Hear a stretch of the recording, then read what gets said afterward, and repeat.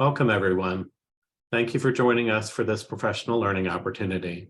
I am Scott Mathias from NCEA, and I will be facilitating this webinar today. Just a few housekeeping notes as people are joining.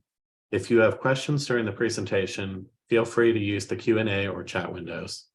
We will be monitoring the questions and will try to answer them all in the allotted time. Within 24 hours of today's webinar, I will email everyone a link to the recording as well as an online survey. Once you fill out the survey, a certificate of completion for the webinar will be emailed to you. Today's webinar, Using Choral Repertoire to Train Your Choristers, is being led by Dr. Lucas Tappan. Before I turn it over to our presenter, let us begin in prayer. In the name of the Father, and the Son, and the Holy Spirit. Amen. Creator God, you hear us, our words in prayer, our silent thoughts and pleas, and each note or melody we sing and play. May our praises today connect with heaven and unite our hearts with the sound of eternity. Lord, may the gifts of our voices and melodies of our instruments move with the work of your Holy Spirit. May we bring light into dark places, restore hope and vision to all who are oppressed, and well-being and health to all those who suffer. Today, Lord, we give you our worship. May it be a platform for you to teach our lives afresh and build your church. Amen. In the name of the Father, and the Son, and the Holy Spirit. Amen. Lucas, thank you for joining us today. Thank you so much for having me. Before I get started, I just wanted to thank the American Federation of Choral Cantors for having me here, Kathleen Prina, and then also Scott for leading this, and the National Catholic Education Association that partners with them. Just a few words about Choral Cantors. Choral Cantors is actually an international choral organization for young people, and especially in the United States, we have the American Federation of Choral Cantors, and it really offers a way for young people to partner with a larger organization to expand their knowledge of the faith, music, and especially to join with other young people around the United States and even sometimes around the world in order to perhaps perform works that they wouldn't get to perform in their own parishes. Maybe they're not large enough, or whatever the case may be, but it really gives students a way to connect with their faith through music, and not just using the music that was composed now, but using the music that's been composed 1,500 years ago, beginning with very early chant, all the way up through things that might still be being composed while they're signing up for their next choral festival. And so these choral festivals and things, it's a way for young people to interact, to be able to gather with other groups. And then Choral Cantors brings in usually some nationally recognized musician to lead these, and students get to learn from these great musicians. So I would really encourage both young people and also choir programs to think about joining this.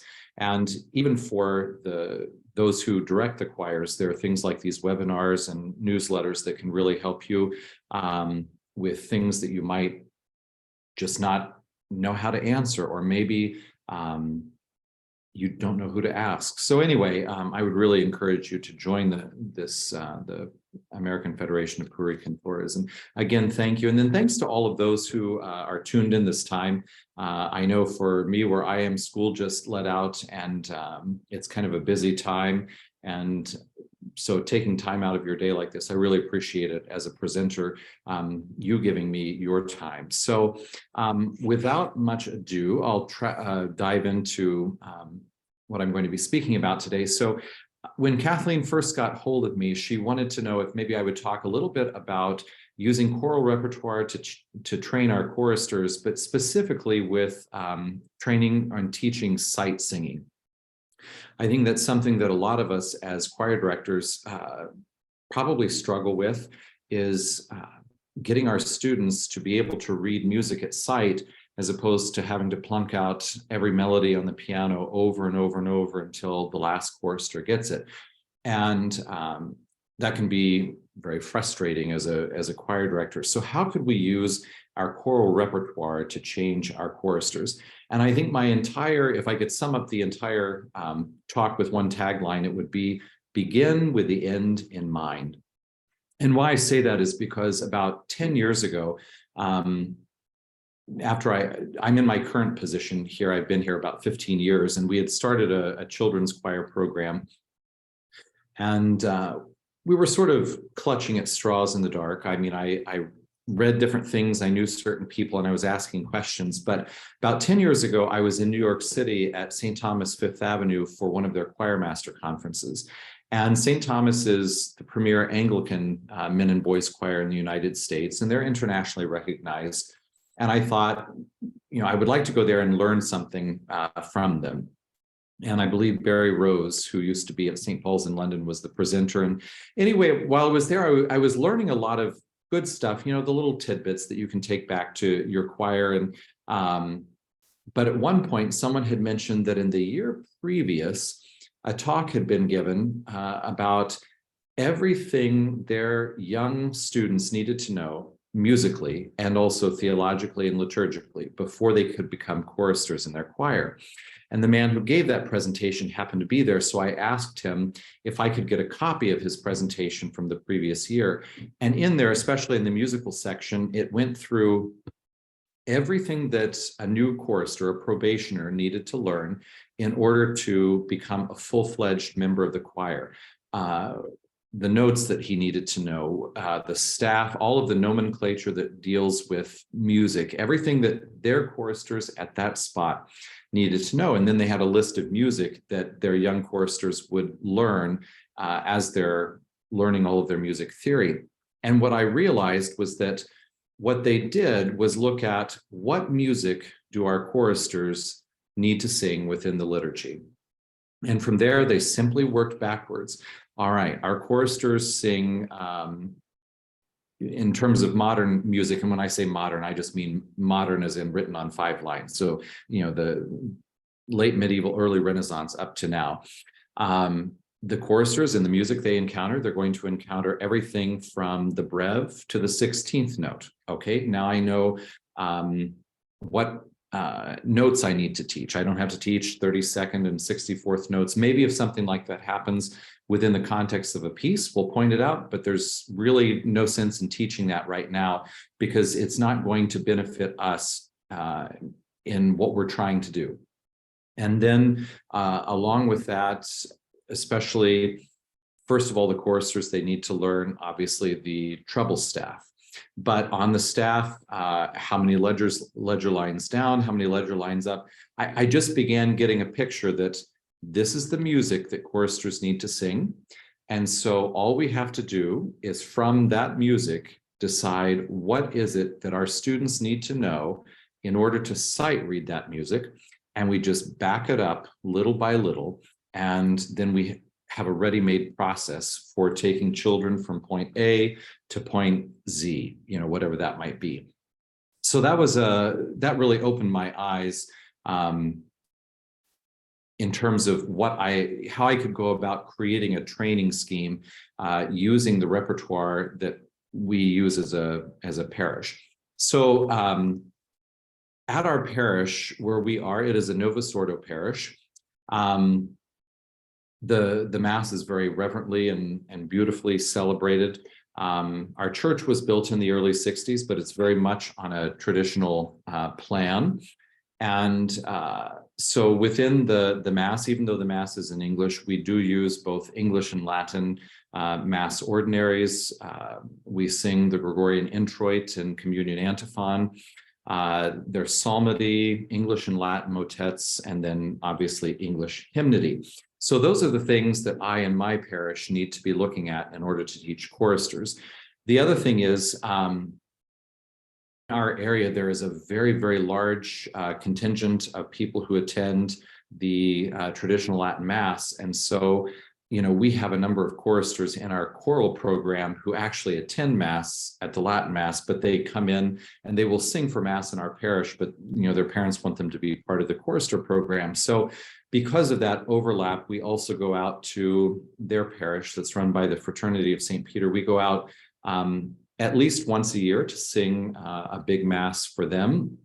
And then every so often they'll contact us for weddings and funerals. So I also have to be mindful that even though we don't chant the creed on a regular basis at our mass, singing it in Latin, our choristers still do need to learn that. So I always keep that in the back of my mind. So that's what our parish looks like. That's what our liturgy looks like. And so with that, that's going to determine what all of my choristers need to know.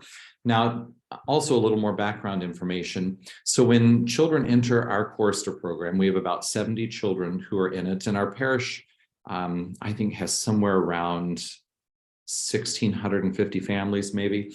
And so with those 70 choristers that we have, when they first enter, we call them probationers, and they can enter at the age about 9, third grade. I at least want them to have made their first Holy Communion, and then it's really necessary that they can read rather well, because learning to read music is much like learning to read the words on a page. So those are a couple of things that students need to have done before they enter the choir. But then that first year that they're with us, we call them a probationer, because they're on probation to get into the choir.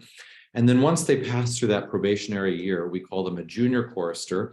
And those are the ones who have the rudiments of sight singing, but it's still very fresh, and they need a lot of work taking that knowledge that they have so that they can be able to apply it to the music at hand.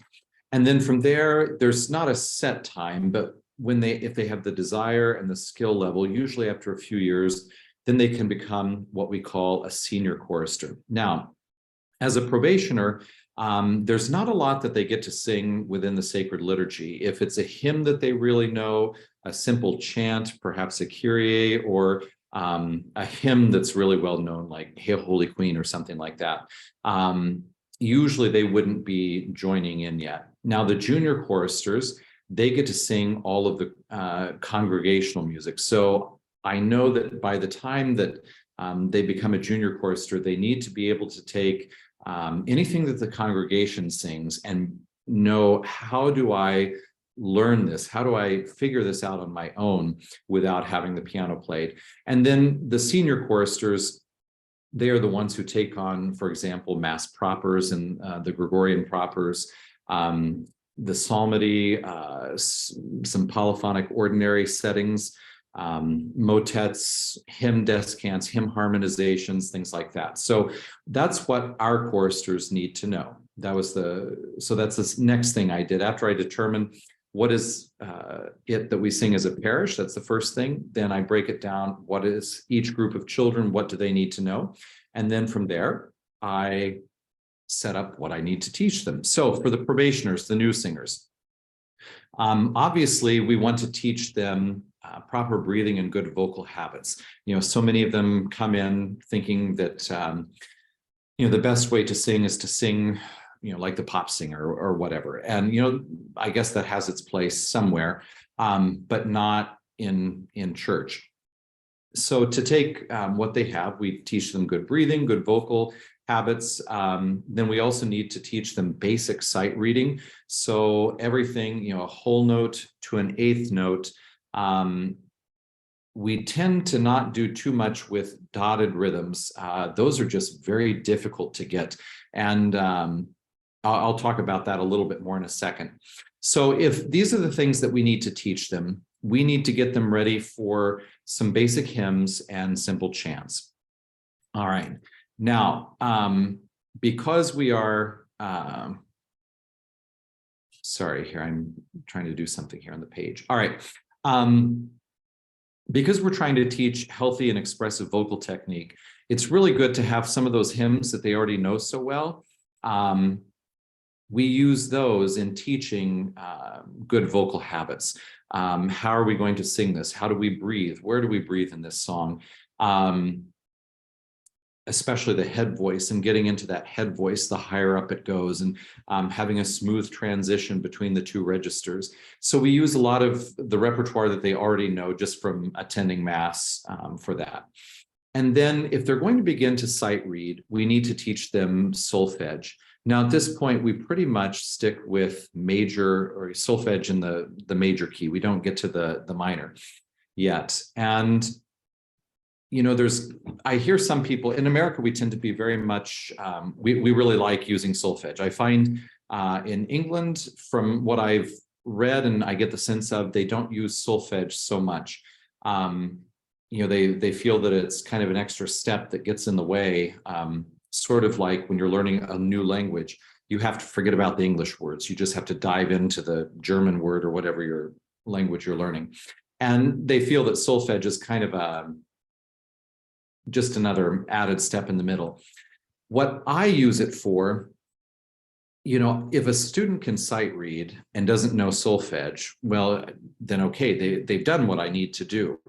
But what I find is that when students come, most of our students have not really done any kind of singing other than singing with, the radio or something like that, or, whatever they listen to. And what I need to teach them is for example, if we're going to sing in the major scale, the first thing I have to do in their ears is to really establish the tonal center of do, so that no matter where we are in a song, I could stop it and say, sing do for me. And to do that, we have to start with solfege, singing up and down the scale, first in stepwise motion, then beginning to add skips. And if we're talking about using our repertoire to teach, one thing we use with known hymns is we begin to, we use those hymns and mass parts to help establish in the ear that sense of do, or what it might be for different intervals within solfege. So for example, let's use the hymn, Jesus Christ is Risen Today. If we're trying to begin to teach skips, let's say they've gotten pretty adept at singing the solfege scale up and down, back and forward in stepwise motion, but now we want to introduce skips. Jesus Christ is Risen Today begins do, mi, so, do. So what I can do is, they already know that hymn in their mind. So in a sense, they already know the concept of it, but they just haven't heard it yet, or they haven't had it presented yet to them. So what I do is I present the concept of skips, do, mi, so, to the probationers. And then I say, you actually already know this. And I link it back to something that they know, and they make that connection. Ah, yes, that's what do, mi, so sounds like. And then from then on, whenever we encounter do, mi, so in a song, it should be very simple, but if they don't get it, I can remind them, what's that hymn or that song that we use to help us remember do, mi, so? And so I'm just using that to develop their ear. In terms of some other things we do, the treble staff and note names and the nomenclature, this is the treble clef. This is called a staff. It has 5 lines, 4 spaces. These are the letter names of the lines. These are the letter names of the spaces. We will teach that. It's very simple to do with a whiteboard and a black marker, and especially younger children really love being able to memorize all of those things. And we also present simple meters, 2, 4, 3, 4, 4, 4. We do a lot of clapping of note values and rhythms. And for the probationers, it would be everything from a whole note to an eighth note, as I said earlier. And they need to be able to identify that that's a quarter note, that's a half note, that's an eighth note, and this is how we clap it. Now, again, using our repertoire to train, let's take that hymn, Jesus Christ is Risen Today. We start off 4 quarter notes. Jesus Christ is. So what we will do, we will take that hymn and first write it in big letters up on a board, up on the whiteboard. And, the first thing, we wouldn't worry about rhythm. We would just worry about getting the tune in our heads. And as they start to name notes, I'll give them do on C. So they'll sing do, and then they'll sing mi and so, and back down to do. And by this time, it dawns on them, oh, this is Jesus Christ is Risen Today. So now we're learning the solfege and the pitches, but it's also somewhat in their memory. That way it sort of bridges the gap between we're learning something new, but yet we want to have something familiar as well. And then after we've got the tune, then we go back and we start identifying, okay, this is a quarter note, this is a half note, this is an eighth note. How do we clap our quarter notes? How do we clap our half notes? How do we clap our eighth notes? And little by little, over and over and over, repetition is the mother of all studies, they begin to internalize what they know in a way intellectually, and that's what we're going for. And then we'll also work with some simple dynamics and tempo markings. Now, before I go forward, I just want to insert something that actually one of my family members I was talking to before I gave this, and my son is one of my choristers, and he said something that made me think, you know what, maybe I should touch upon this. So this is why I don't have a slide for it. It just came up, but I want to just briefly touch on, I guess we could call it the psychology of sight singing and how sight singing is going to work. How does it mentally work to take a child from not being able to sight read to being able to sight read? And the best way I can say it is my wife homeschools our children, and she uses a book to teach reading called 100 Easy Lessons to Teach Reading, I think is the name of it. And in there, every so often I will give one of the reading lessons to our children. And what I've noticed is it literally begins with one little concept and just keeps building on that. And it's sort of like spiral learning. You learn a little bit, you practice it. You learn a little bit more and you practice that. But in order for that to happen, the student has to already have an idea of forming a sound. For example, I remember one of the first sounds that is taught in this sight reading or in this reading is the letter M. So they have to be able to make sound. But with those first few sounds, they've already heard them for years before they start reading. Then you little by little begin to teach reading. So if we think about that musically, before a student comes to me, ideally they would have been singing children's songs, folk songs, and everything like that. Now that's not really done today. So sometimes we have to provide that for our choristers in class, even though we're not going to be singing these songs at Mass. Sometimes, especially in our summer camps, we do teach folk singing, just so students can begin to know, what does it feel like to sing? What does the major scale even sound like? Not that they can identify it, but they've at least sung in the major scale. And something else that sort of opened my eyes, there's a group of families close by who homeschool, and they asked if I would teach Gregorian chant to their children. And when I showed up, there were maybe about 40 children who were there, and the moms had brought all of these kids. So we had everyone from babies up to kids who were in high school. And the first thing I did, I started teaching folk songs, especially to the younger ones, because I bet half of the kids at that point couldn't match pitch. Well, now, a couple of years into this, some of those children who started as infants and now are 3 years old, they can actually sing do, re, mi, fa, sol, la, ti, do up and down the scale. And just because they've been singing these folk songs. And the other thing is, usually by the time they get to 3 or 4, we have no pitch problems with them. There's just so much that they learn by having the language of music before they come to learn how to read and write it, in a sense. The same way, if you're learning to read English, hopefully you would have spoken it for many years, just like babies and toddlers, they hear English before they begin to speak the language. The same thing musically, students should hear that. And if they don't have that, it's going to make our job of teaching sight singing much more difficult. So you might think about that in your chorister program, if it's possible to have a kinder music of some kind, or sort of a pre-chorister course where children just come in and sing folk songs and have fun doing that. So that's sort of the first step of learning how to read, is you actually have to have the language inside of you first. So we need that musical language, and we get that through a lot of times folk singing.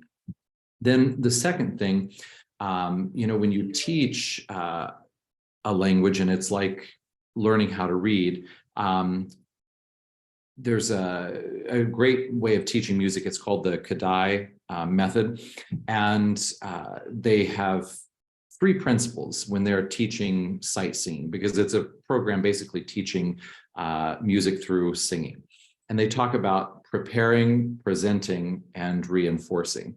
So when you are teaching sight singing, again, you first want to prepare students. And that's what we're doing with the probationers. We've prepared them because they already know the hymn, Jesus Christ is risen today.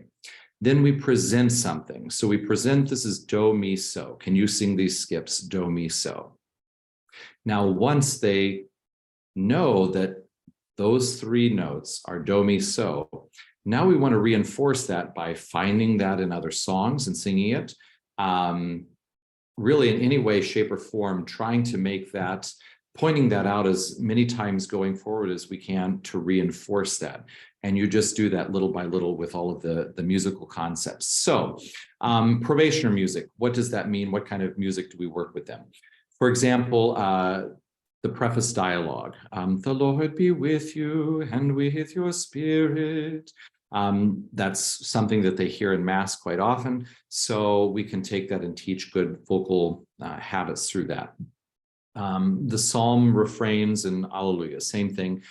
Hymns, Jesus Christ is risen today. Then if we're looking at new music for the probationers, it has to be something very simple. For example, if we go down to what I've listed as the new hymn tune, the chant of the Father's love begotten, Divinum Mysterium, I think it is in the Latin. We will use that in modern notation because it starts, of the Father's love begotten, do, re, mi, fa, mi, re, do. It's all stepwise motion. So if we write that up on the whiteboard and we start by giving them do, usually they can figure out do, re, mi, fa, mi, re, do. It's not going to be perfect in the beginning, but it's just a step. You keep reinforcing these things. And there are some simple motets, for example, Hal Hobson's arrangement of Bach's All the Earth Sing Forth. That song is mostly half notes, quarter notes, a few eighth notes, and the occasional whole note. Rhythmically, it's very simple. The outer sections are in the major key. The middle section, I believe, is in the minor key. And some things that it's very easy, I will admit. We usually teach the outer sections using solfege, the minor section, because we haven't gotten to that. I will teach that to them by rote, but that's something we do with them. If we skip forward to the junior choristers and what skills they need and how we use repertoire to teach them, obviously we keep going with healthy and expressive vocal technique. At this point, we begin adding the minor solfege, and the way we do it, we actually keep do as do. We don't use la for the do or for the main note in minor.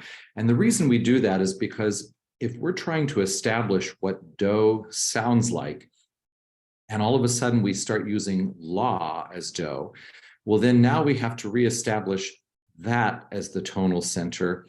And even though it's easy in the sense that you can connect the major and the relative minor, what I find is that if you skip to singing something in the minor key and you use la as do, they don't hear la as do. They hear do as do. And I hope I'm not getting too technical here, but that is why for the minor keys, we will, instead of singing la, ti, do, re, mi, fa, sol, la, we would actually sing do, re, mi, fa, sol, te, do. And they learn it just as quickly as the other way, but yet it still allows, when they say do, when they sing do, they're actually hearing what they know is do. We continue with, we just teach them, or I just teach them treble clef right now. In the great choir schools, they would be teaching, bass clef as well, and they'd be taking piano lessons. I don't have that luxury currently. We've talked about that, but right now that's not where we are. So I don't worry about teaching bass clef at this point. We would like to do some classroom piano, but like I said, not right now. Now, as junior choristers, we do need to start looking at compound meters along with simple. We also need to start looking at the brev and 16th notes, because as we begin to bring the junior choristers into senior choristers, we need to train them as well with that. And then continuing with dynamics, tempo, and all of those things.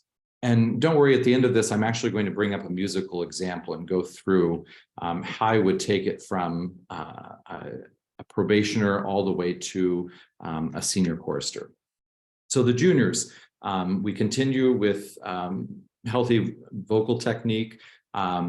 We continue to establish tonal centers, especially so along with do, and then T is the leading tone, so that when they're jumping around in music, they can really hear those.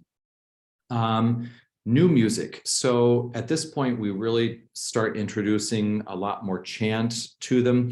Most of the time, it's going to be in modern notation, though. For example, the Kyrie from Mass 11. Or the Crux Fidelis that we'll be singing on Good Friday. There are some Mass ordinaries. For example, last year at Epiphany when we sang our Mass for the Latin Mass community, and we sang Biggs Missa Pura Natus Es, which is obviously based on the chant Pura Natus Es. But this is a 3-part Mass setting in modern notation, and so it's easy enough that our junior choristers, we took sections of it, primarily the Kyrie and the Agnus Dei, and they had to learn all of that by sight. Now, it takes longer in the beginning to teach things by sight. That's why they couldn't learn the Gloria, the Sanctus, and all of those things. But that's kind of the level of music that they would be learning. Any hymns that we sing, especially new hymns, they have to be able to tackle all of those by sight singing. And the level of motets that our juniors might be looking at, for example, Gibbon's Drop, Drop, Slow Tears, or the Ave Verum Corpus by Byrd. And obviously, they would just be singing the soprano line only in these. So now I want to go to senior choristers. Again, we continue with the vocal technique. Solfege. At this point, we're starting to teach, even in the minor key, you have your harmonic minor, the melodic minor. We use those in warm-ups a lot so that they're continually having to refresh in their memories what it's like to sing each of those. Everything for the treble clef still, unless boys whose voices have changed, then we start teaching them the bass clef. Everything from the brev to the 16th note, by this point, they need to be able to clap on their own without help. One big thing that we start singing with our senior choristers is Gregorian chant, on the 4-line, the square note notation. And what I find that by this point, because they're so good at using solfege, it's really not difficult to go to Gregorian chant and start singing it. You only have 2 clefs, your do clef, your fa clef. And once you tell them how to identify those, it's pretty much just letting them know we read the music left to right, top to bottom. Okay, there are a few exceptions here, what these exceptions are. There are a couple of neumes that we need to point out, what does this neum mean? How many notes are actually here? But once we do that, it's really not difficult for them to sing Gregorian chant, even from the graduale. And then I put down here, choristers need to be singing multiple services per week. The reason I say that is I was having a conversation with Sarah McDonald, who is she's head of the girls' choir at Ely Cathedral in England, and she also is at Selwyn College, I believe. And it was just an email conversation that we were having, and I was asking, how do we get our choristers to be able to sight read, to the level that some of these English cathedral choirs are? And one thing she said was, after they learn the basics of sight reading, they then need to, the more they put it into practice, the better they're going to get. And she said that in her estimation, to really become fantastic at sight reading, choristers would need to be singing at least 3 services every week. Now, that's more than what most of us are doing. So in reality, we're probably teaching some of our music by rote and also trying to teach sight reading little by little for them. But that's why with our choir, hopefully starting next year, we were going to do it this spring, but some things came up. The boys practice twice a week and the girls practice twice a week, and then they switch off singing Sundays. So that means that every week our choristers, if we finished our choir rehearsal with Vespers, that would mean they would be singing either 2 or 3 services every week just to help with sight reading. So then senior choristers, what kind of music are they going to be singing? I've got it up here. Obviously the Mass ordinaries, introits, communios, hymns, psalms. We do a lot of 4-part hymnody, descants, things like that. Motets, things in Latin like the Ego Sum Panis by Palestrina, English motets like Turn Back, O Man by Gustav Holst. That was something they had done at Mass a couple of weeks ago.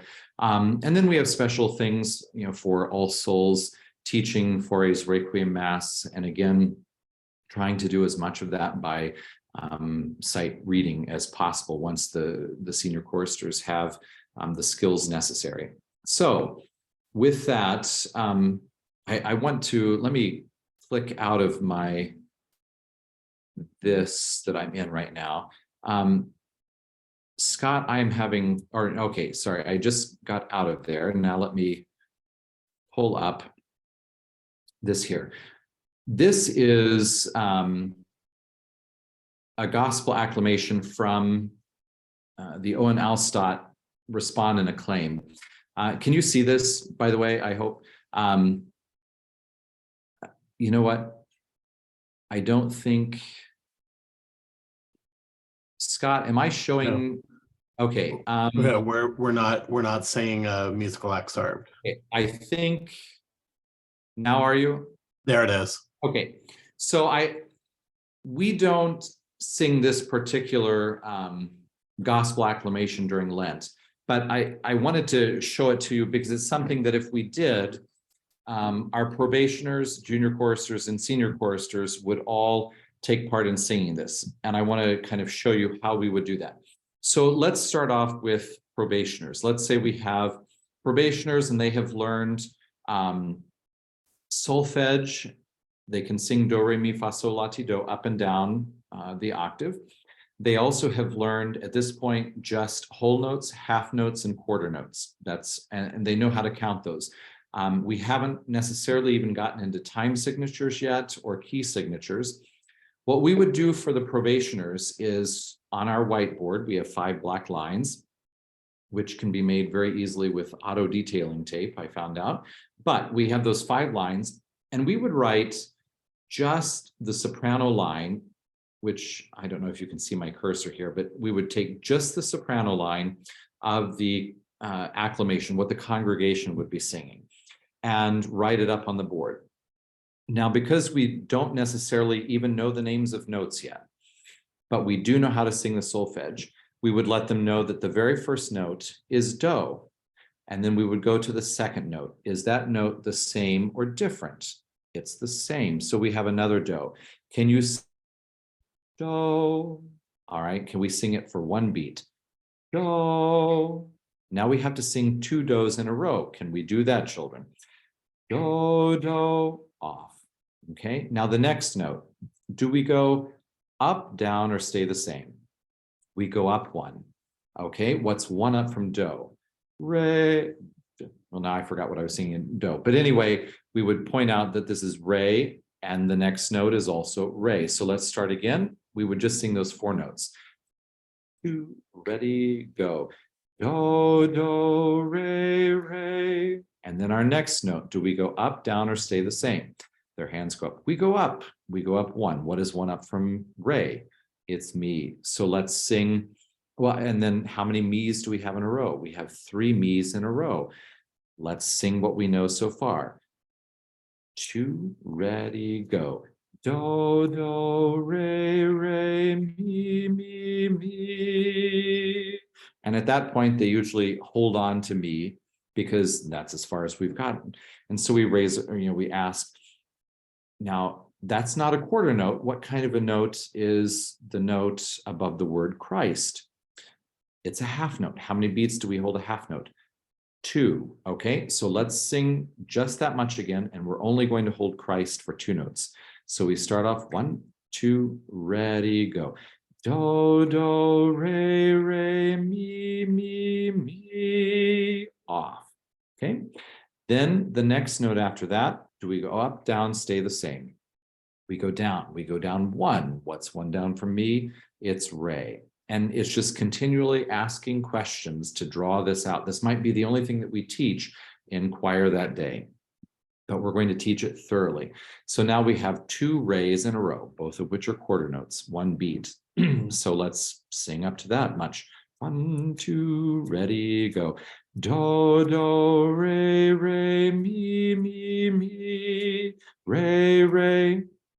We've gotten up to that point. And then our next note, do we go up, down, or stay the same? We go up 1 to mi. Then the next note, we go down 1 to re again. And then the second to last note, we go down again. So now we're back at do. And then our last note is also the same on do. And those last 2 are half notes. So we will practice that with the choristers.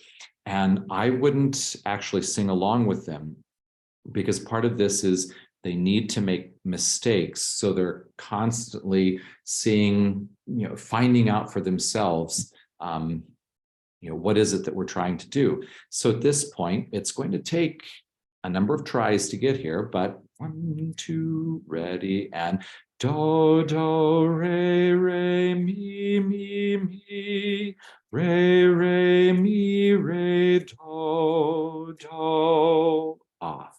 Okay.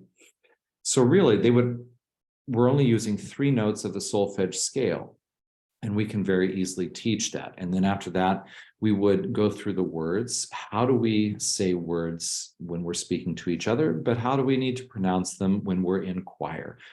We go through that. So that is how a probationer would end up singing this piece of music at Mass on Sunday, having learned it completely by sight reading it. Now, if by the time we get to our junior choristers, they have learned, just 1 at a time, we present to them, all right, 1 sharp is G major, 1 flat is F major, and we present up to 5 sharps and 5 flats. So I would start with the junior choristers and say, what key are we in? We're in G major. And also with this, I would just have the melody line on the board. I would not have all music here because not having seen this much music, it just overloads the junior choristers because what's this descant at the top? All these verses, what's going on here? So they too just have the melody line, but they have it with the treble clef, they have the sharp, so they have to tell me it's in G major. All right, what is do in G major? It's G. What is our first note? In solfege, it's do. They have to figure, we just keep asking questions so they figure this out. What's the time signature? So they would learn it that way. It's just adding more onto it. And then by the time we have the senior choristers, we have students who can sing soprano, alto, tenor, and bass, although we work with tenors and basses separately. But for the sopranos, it's the same way, learning that melody line. For the altos, you don't start on do, you start on what note, and they count down and they figure out I'm starting on D, so that's going to be so in solfege. They sing through their line in solfege, then they add in words, and we put the 2 together. And then the senior choristers obviously would then need to go some of the sopranos and the senior choristers would need to take the descant. So the senior choristers would have this 4-part, really 5-part music in front of them and need to figure everything that they're singing out from the skills that we've taught them. Now, I know it's about 3:45 my time. We're getting close to questions. Now, that's just a very basic, simple overview of how do we teach sight reading. I hope that's been helpful. The last thing before I take questions that I want to do, I'm going to come back to my PowerPoint here, and a couple of things that you might find helpful. Some of you, I'm sure, have heard of John Bertolo. He's still living, he's in his 90s. He's an English choir master who wrote a lot about training choirs and specifically teaching sight reading. And I would really direct as many of you as can to two of his books, especially Immediately Practical Tips for Choral Directors, and then The 5 Wheels to Successful Sight Singing. Now, being English, they don't bring the solfege into it. I have my reasons for believing why they don't. But if you want to get more in depth, those books really help. And then, you know, if you want to have some sight reading exercises that are all graded from simple to very difficult, Carol Kruger, who's actually from university here in Kansas, has written a book, Progressive Sight Reading, or Progressive Sight Singing, that Oxford University Press publishes. And you might take a look at that book. So with that, Scott, perhaps we could open it up to questions. Yes, we do have some questions. The first one is, do you use movable dough? Yes, we do use movable dough. Again, it's the idea that no matter what key we're in, there is always going to be a note that sounds like it's just the home note of the chord. And I personally feel it's easier if we always call whatever that note is that sounds like our home note as do, whether we're in G major or C major, or whether we're in A flat minor or D minor, whatever note the children recognize as being that home note, I personally believe that we need to call that do in terms of reinforcing. So yes. Okay, the next one is, how exactly do you have students clap rhythm? Do you have some students clap a steady beat, 1, 2, 3, 4, etc., and other students clap the rhythms of the song, or all clap one thing? You know, usually we would have them all clapping one thing. And of course, when our probationers first come to us, you know, one thing we have to distinguish is between beat and rhythm. So we will clap both beat and rhythm, but when we go to clap actual rhythms, we will more have individual students clap or have them all clap together. We like to use individual students just so we can constantly be checking on the skills of each chorister without having to give an exam or something like that. And then once we feel that they all kind of have it under their belt pretty well, then we'll clap it all, you know, the rhythm all together while counting out loud. So a lot of times we will be counting the beat, but clapping the rhythm. It's not the only way you can do it, but that's how we tend to do it. How do you manage this when you have the child for a maximum of 3 years and only 2 1/2-hour rehearsals a week?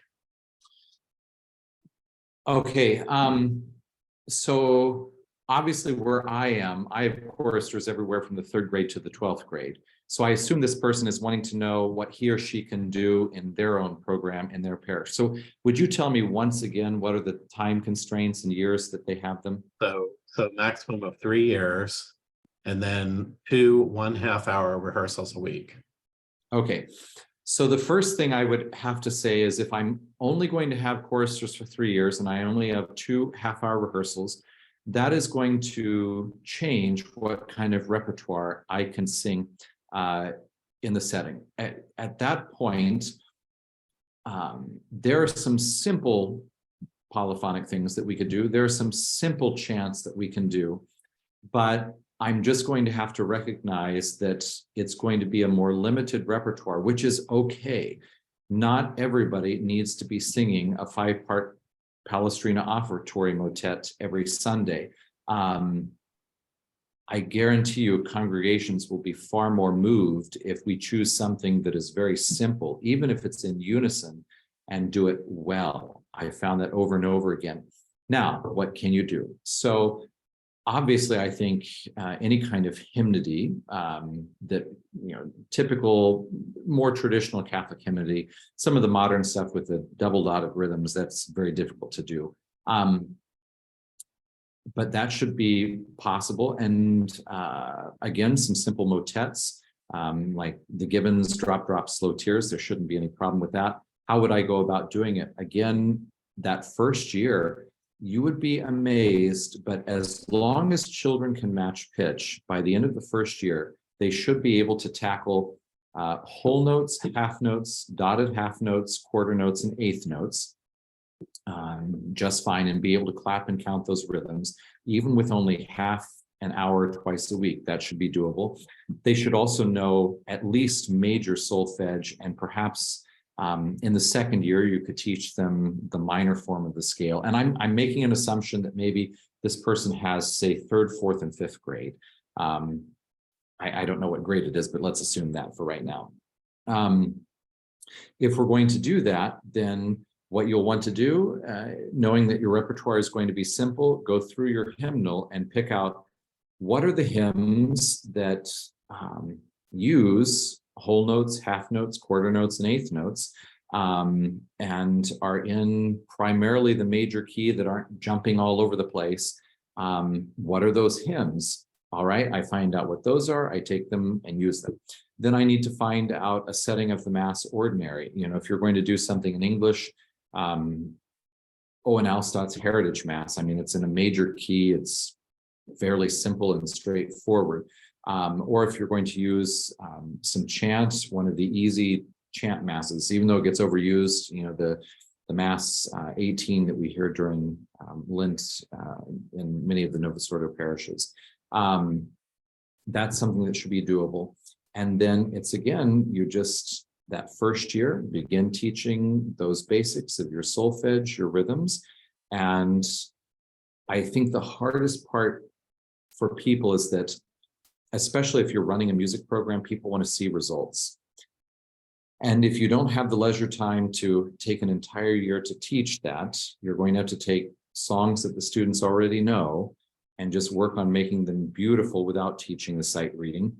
And then also teaching new things using sight reading. And once you make the commitment to teach by sight, then you just have to keep at it through thick and thin. And eventually the choristers will get it. But again, even on half an hour, those notes should be fine to teach. Next question is, how long is your probation or rehearsal time?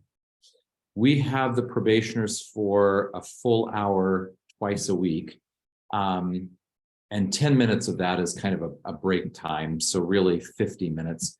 And then my assistant takes them for half the time, and I have them for half the time. So we each get them for about 25 minutes apiece. And my assistant is teaching the basics of sight reading, which is, up until this year, I didn't have an assistant, so I had to do that myself. But she works with them on for 25 minutes with sight reading, just the theory and everything, seeing it on the page. And then I take them for the second 25 minutes, and I take what they've learned with sight reading and begin applying it to simple music, but also I'm teaching all of the vocal production and just the rudiments of singing beautifully and expressively is what we do. Are intervals ever taught? Yes, we do teach intervals. And again, we tend to teach those from known songs. So the first thing we do is, once we've taught solfege up and down, let's say in the major key, then we'll kind of shelve solfege and take a song that everybody knows.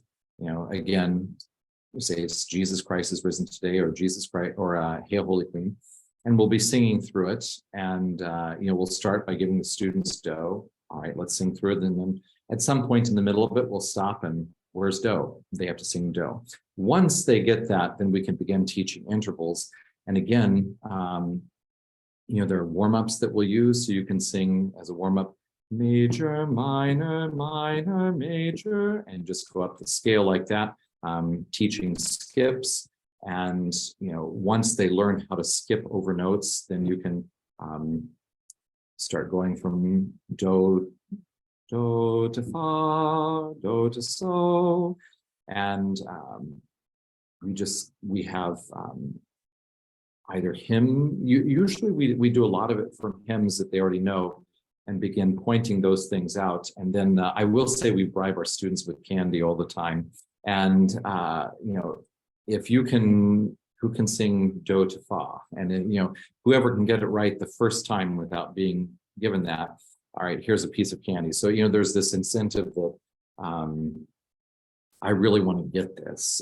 There are times that for certain things, I don't do it so much now, but in the past, when students really get to where they can do everything with the solfege, all right, when you can make your way around the major scale and solfege everywhere, here's your king size Snickers bar, whatever it is, that type of thing that kids enjoy. But that's how we would teach the integrals as well. Okay, the next question is, do you have any tips for finding and using the head voice? I have had some special challenges teaching that this year. So some things that we use in no particular order. First of all, hooting like an owl, woo, woo, or making siren noises, woo, going up as high as you can into that head voice. And for some students, it's not going to happen immediately. I also sometimes will teach music in our school. And when I've done that, especially with kindergarten students, it's not necessarily successful the first time around, but if we start every rehearsal by doing that, usually 3 or 4 months in, they can sing in their head voice really well. Those are some first things. And then second of all, if we have older choristers who they learn how to sing in the head voice quickly using some of those methods, either hooting or trying to talk like Mickey Mouse, hello, how are you doing today? Or I guess Mrs. Doubtfire, whoever that would be. And we might even have a rehearsal where everybody has to talk like that. And if you talk like that through the whole rehearsal, you get your piece of candy. So everybody's walking around, hello, how are you doing today? And that helps to access that. The second thing I would say, do a lot of warm-ups starting up high and going down low. So they have to start up in the head voice naturally. And then some other things, if you're singing a piece of music and it naturally goes down into the chest voice and kids are really pushing that, have them sing it pianissimo, because once you get soft, it's going to kind of make that barrel-chested chest voice go away. And that's one thing, especially with our newer students, we sometimes will not have them sing above a piano, maybe for the first 4 or 5 months until we know that they can stay in that head voice. And also when they're in the natural chest voice, not bark it out, just until they've made that their own and they learn that this is how we sing when we're in choir. Okay, we've had a few people ask, this is an age-old question. How would a parish be able to have a children's choir that sings for Mass weekly if children have busy schedules? I will tell you how it happened at our parish briefly. I started what we call the Schola Cantorum. I put out some flyers the first year. There were 12 children in it. It did not go well. Some of them couldn't even sing. You should not take everybody. And that constant problem of we've got after school activities. And we had a few homeschool families join who this was kind of their music class. That helped to solidify things. We also had a few families from the school who were really supportive, and they felt that for their children's faith, this was something they needed to be in. And from that, we started to build somewhat of an expectation that, kids need to be here. It's something I still struggle with. I will say the assistant that I just hired, she is someone who is very much on top of being able to check who's at rehearsal, who's there on time. Is it an excused absence or a non-excused absence? And I've kind of let her have her way with that. And she emails parents on a daily basis, or on a weekly basis, I should say. These are the rehearsals. If you can't be there, or if you need to be late, you need to actually email me, not on the day, but before, and let me know that they're going to be late.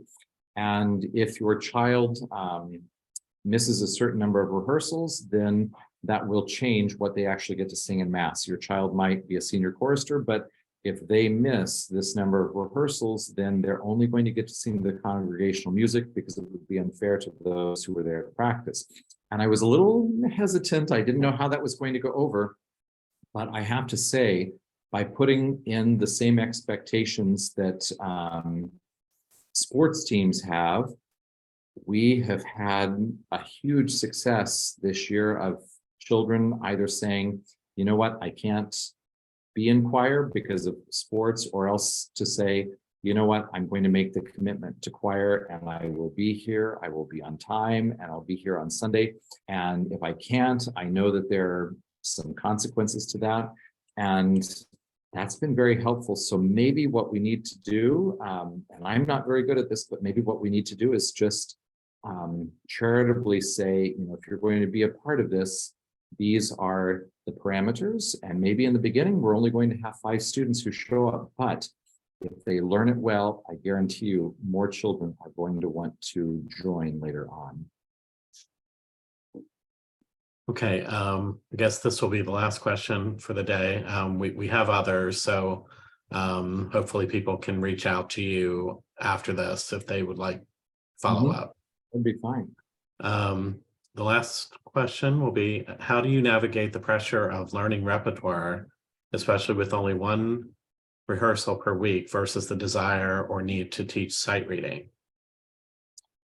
You know, it's one of those things that if you teach sight singing, it's heavier in the beginning, but it pays off in the end with much faster learning. I guess it's sort of like disciplining children. If you discipline them firmly when they're young, when they get older, you know, you can really enjoy them more, as opposed to be on their case at every moment. And sight reading is a lot like that, where in the beginning, it might be okay if you're starting your children's choir and you tell parents, we want to do what's best for them. So you have to understand that maybe for the first year, your students will come to Mass maybe only once a month. Maybe it takes us 1 entire month to learn 1 hymn and a responsorial psalm, something like, let's just say that's what it is.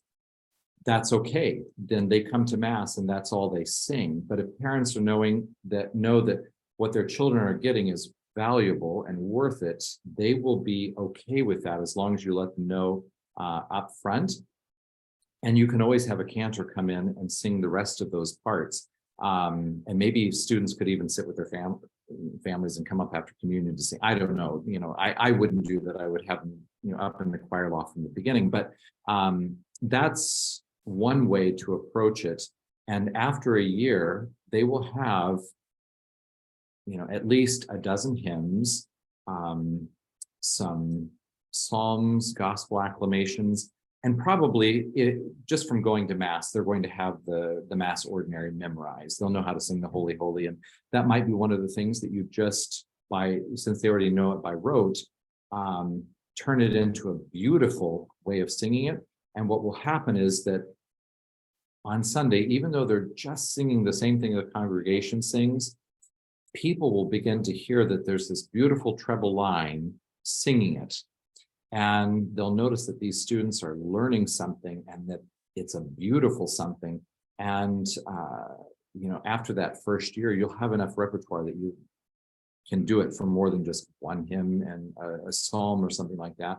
And from there, you just keep building. And even if you only have a 3-year program, by the end of the 3 years, all of those students should be able to handle you know, the simplified music settings that you take, that they will sing in their parish.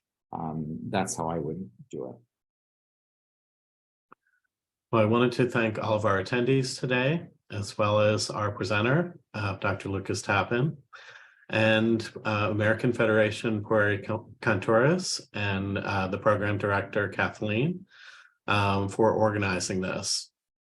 If you'd like to see what our future webinars are, you can go to ncea.org/webinars. And after today's webinar, I will email everyone with a link to the recording within 24 hours of the live webinar, as well as a survey. If you need a certificate of attendance for this webinar, you will get that after you fill out the survey. It will be emailed to you. Thanks again, and have a blessed day.